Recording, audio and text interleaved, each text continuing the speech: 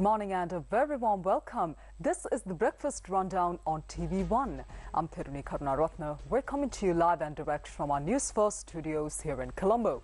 As always, we have the details on this morning's top news items from here at home and around the world, so you can stay tuned with us for the news in detail.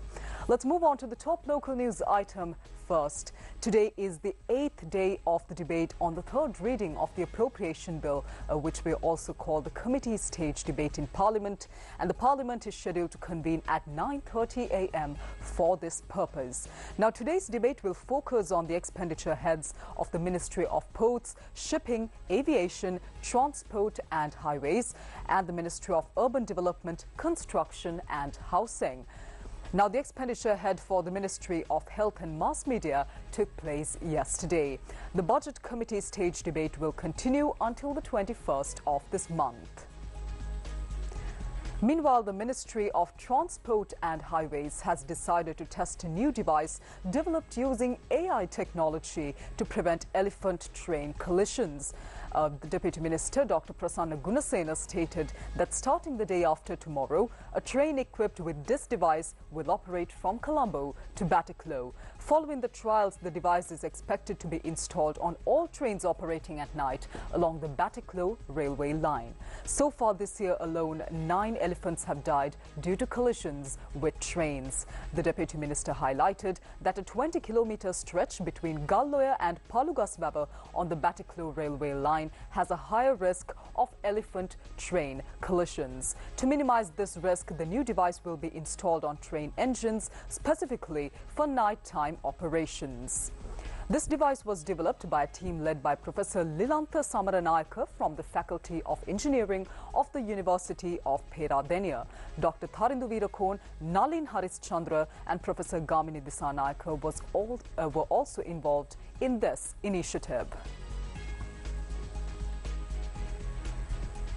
On to more local news now. The government has decided to recruit management officers into the public service after a gap of 7 years. According to S. Aloka Bandara, Secretary to the Ministry of Public Administration, Provincial Councils and Local Government, an open competitive examination will be held for this purpose in May this year.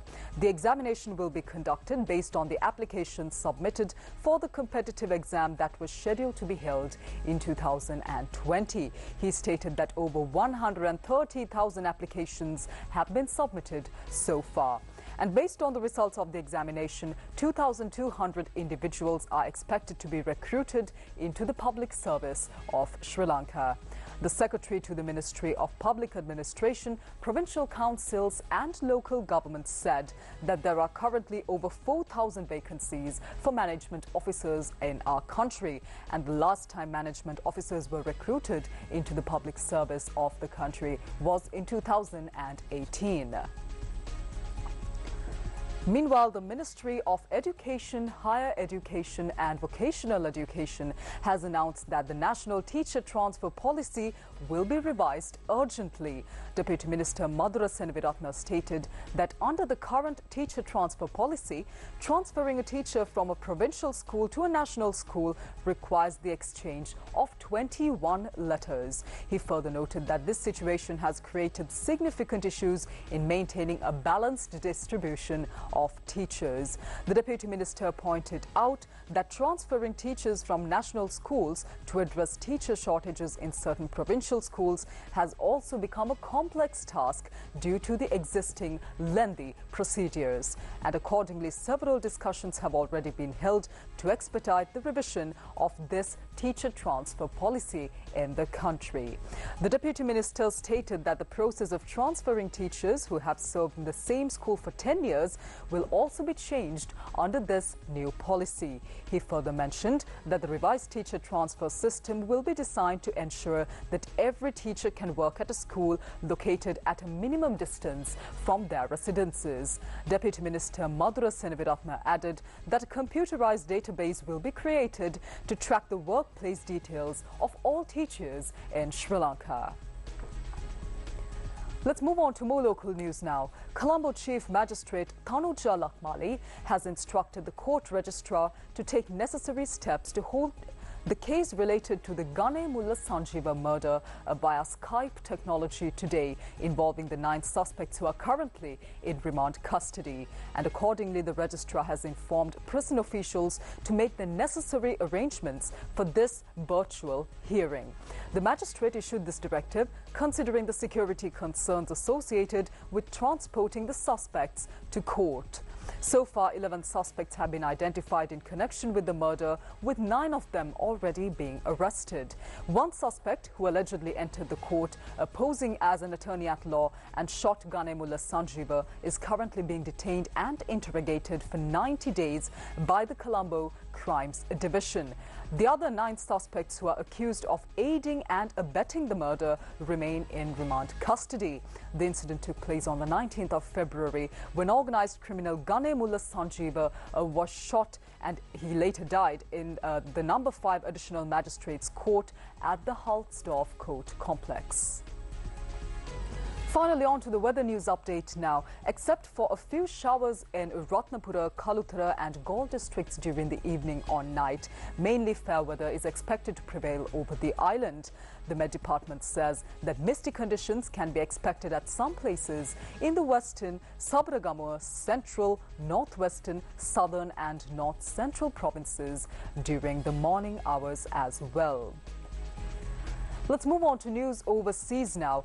Ukrainian President Volodymyr Zelensky has said that US-Ukraine talks will be held in Saudi Arabia next week, expressing hopes that it will be a meaningful meeting.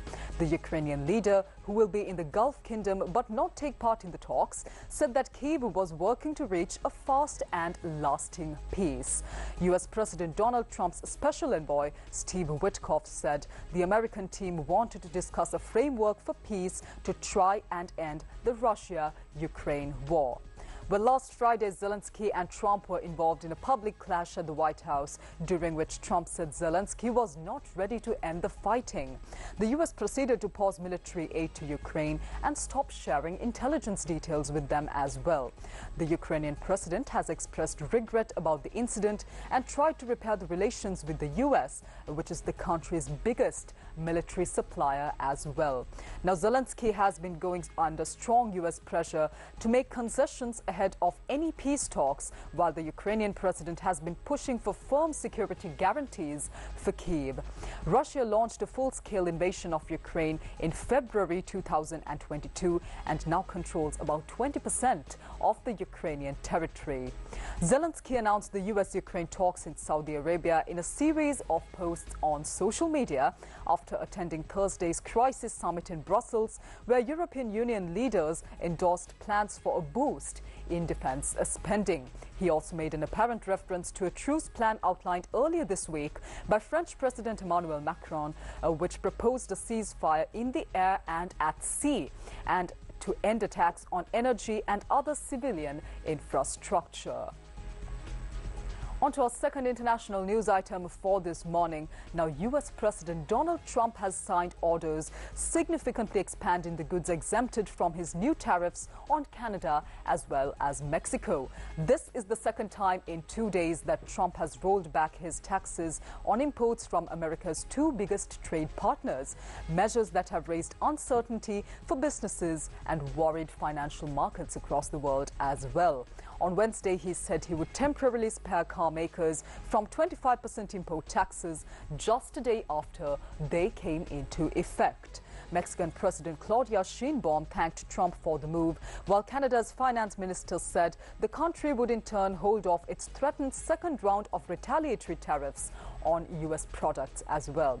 Canadian Prime Minister Justin Trudeau said on Thursday morning he had a colorful conversation about tariffs in a phone call with Donald Trump. The US president used profane language more than once during Wednesday's heated exchange, according to US and Canadian media reports. Trudeau told reporters that a trade war between the two allies was likely for the foreseeable future, despite some targeted relief. Well, let's take a look at what President Trump had to say about these tariffs. Well, a lot of them are globalist countries and companies that won't be doing as well because we're taking back things that have been taken from us many years ago. We've been treated very unfairly as a country. We protect everybody. We do everything for all these countries. And a lot of these are globalist in nature. You know, they have, if you're outside of the United States, you know, it's going to be a little bit different. Well, that's a wrap of this week's final edition of the Breakfast Rundown on TV1.